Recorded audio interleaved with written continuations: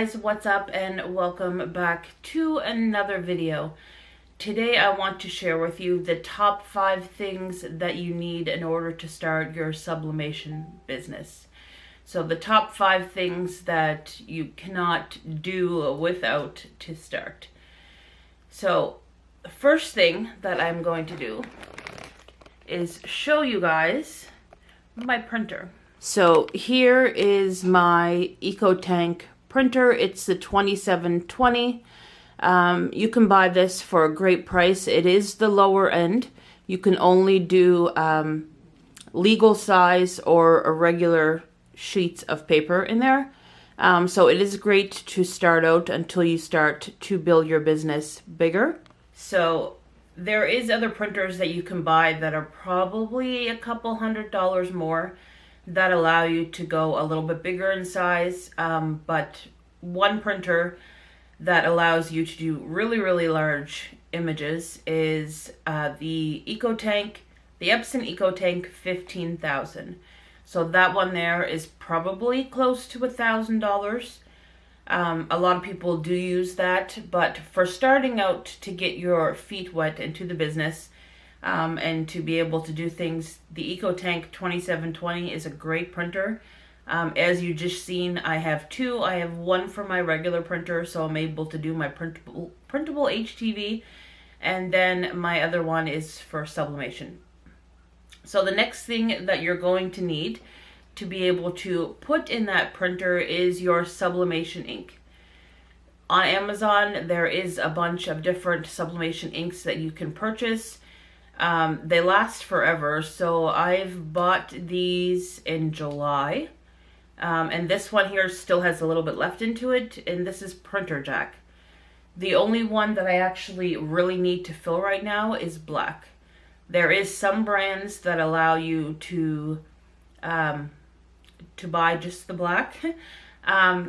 This brand here right now, I know there's low in stock. On Amazon. I purchased these for probably close to $60. I'm not sure if that would be the same if you were to go and visit the link. But if you click on my link down below, it'll definitely take you to Sublimation ink. There is lots of brands that you can buy on there. Just make sure when you first get your EcoTank printer that you do not put the regular ink in it, because you need the sublimation ink and you can't mix the two. So you only can use the printer for this ink. So the next thing that you need to be able to print on, since you don't print on regular paper, you need sublimation paper.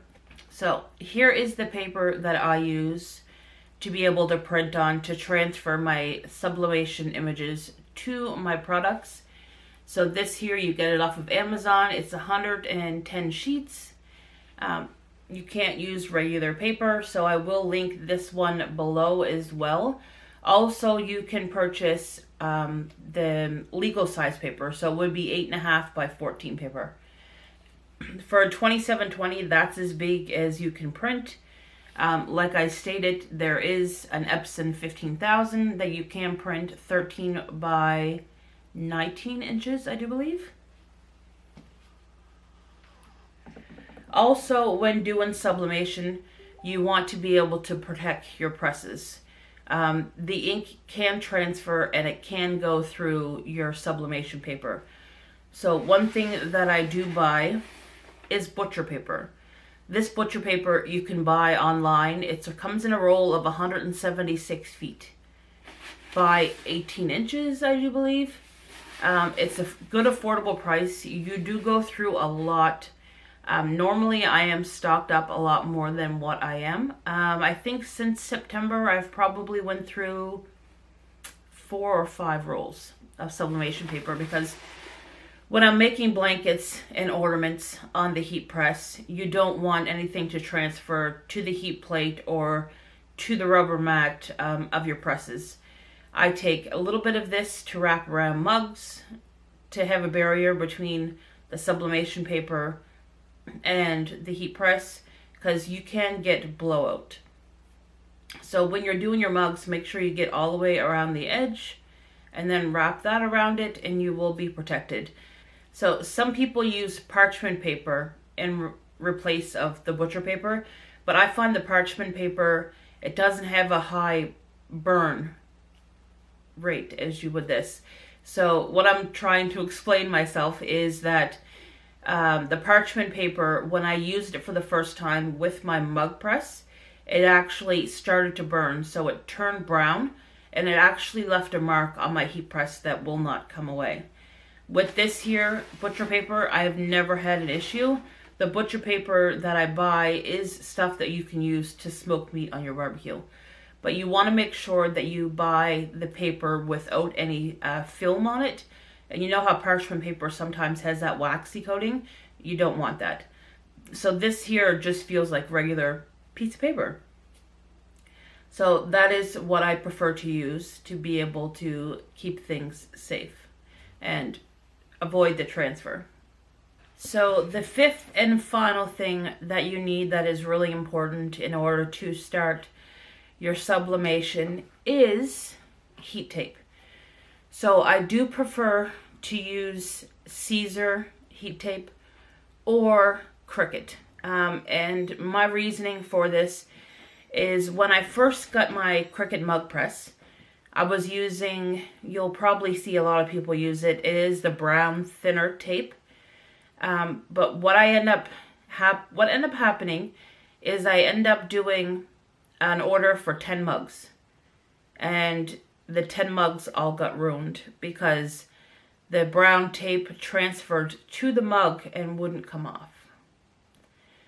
So I prefer to use a tape that is somewhat semi-clear. So if you can see, and nothing does transfer. Sometimes you may get the odd little red piece on your mug from this heat tape, but that's fine. Just take something, wipe it off, don't burn yourself, and then you'll be fine. So hopefully you guys really enjoyed this quick little video, but these are the top 5 things that you need to be able to start your sublimation business.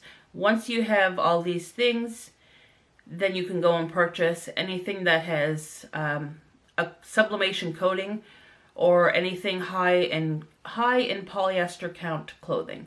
So this here is 50-50, so this is actually sublimated on and then bleached. Or you can bleach and then sublimate. So hopefully you really enjoyed. Don't forget to like, comment, and share, and make sure you come back for my next video. Take care, guys. Bye-bye.